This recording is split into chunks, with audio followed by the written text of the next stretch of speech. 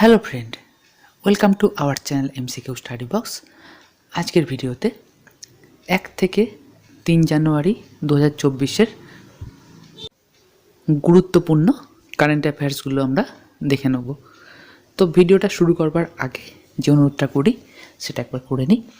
একটা লাইক, একটা শেয়ার, একটা সাবস্ক্রাইব করে চ্যানেলটার পাশে থাকো। চ্যানেলটা যেহেতু নতুন, তোমাদের একটা লাইক, একটা শেয়ার, একটা সাবস্ক্রাইব কিন্তু চ্যানেলটাকে অনেকটাই সাহায্য করবে। দেখো, একটা সাবস্ক্রাইব করতে কোনো পয়সা লাগে না, কিন্তু সেটা আমার মতন নতুন ইউটিউবারদের ভালো ভালো ভিডিও বানাতে অনেকটাই সাহায্য করে। তো আজকের ভিডিও শুরু করা যাক।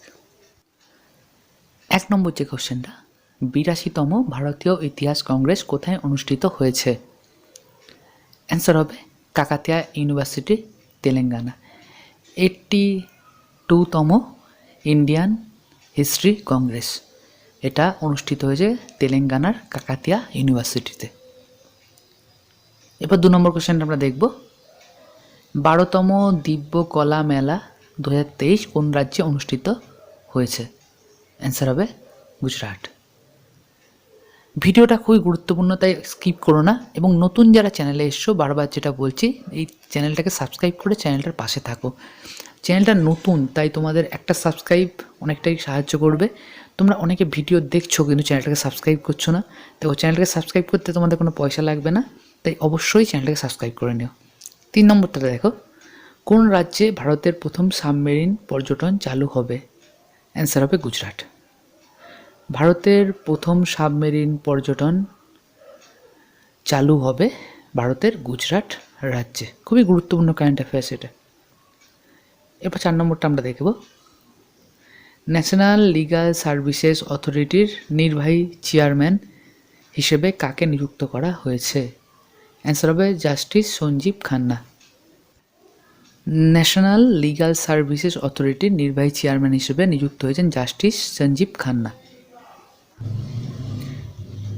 এরপর 5 নম্বর কোশ্চেনটা আমরা দেখব। প্রত্যেকটা কোশ্চেন গুরুত্বপূর্ণ। মেয়েদের জন্য প্রথম সৈনিক স্কুল ভারতের কোন রাজ্যে খোলা হয়েছে? অ্যান্সার হবে উত্তরপ্রদেশ। ভারতের উত্তরপ্রদেশ রাজ্যে মেয়েদের জন্য প্রথম মিলিটারি বা সৈনিক স্কুল খোলা হয়েছে। এরপর 6 নম্বর কোশ্চেনটা আমরা দেখব। এই কোশ্চেনটা কিন্তু খুবই গুরুত্বপূর্ণ। গার্লসদের জন্য প্রথম যে সৈনিক স্কুল ভারতের উত্তরপ্রদেশ রাজ্যে খোলা হয়েছে সেটা কিন্তু খুবই গুরুত্বপূর্ণ, আলাদা করে অবশ্যই মনে রেখো। 6 নম্বরটা দেখো, কোন রাজ্য সম্প্রতি 108টি স্থানে সর্বোচ্চ সংখ্যক লোকের দ্বারা একযোগে সূর্য নমস্কার করে গিনেস ওয়ার্ল্ড রেকর্ড তৈরি করেছে? অ্যান্সার হবে গুজরাট। গুজরাট রাজ্যে 108টি স্থানে সর্বোচ্চ সংখ্যক লোকের দ্বারা একযোগে সূর্য নমস্কার করে গিনেস ওয়ার্ল্ডে নাম তুলেছে, গিনেস ওয়ার্ল্ড বুকে।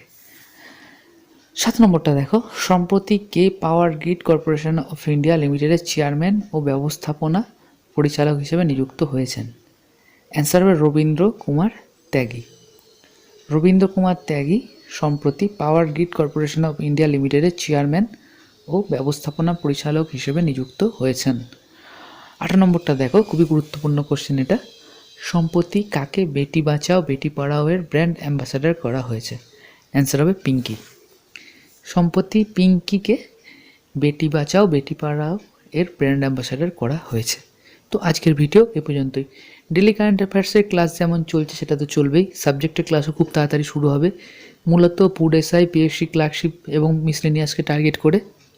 এরপরে যদি WBCS প্রিলির সিলেবাস চেঞ্জ হয় সেই অনুযায়ী ক্লাসও কিন্তু হবে।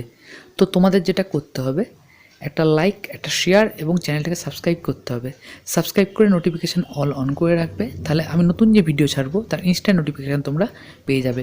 আর যেটা গুরুত্বপূর্ণ, আমি কিন্তু চেষ্টা করবো প্রত্যেক দিন নতুন নতুন স্টাডি রিলেটেড ভিডিও তো এই চ্যানেলে পোস্ট করতে, তাই অবশ্যই চ্যানেলটার পাশে থেকো। ধন্যবাদ।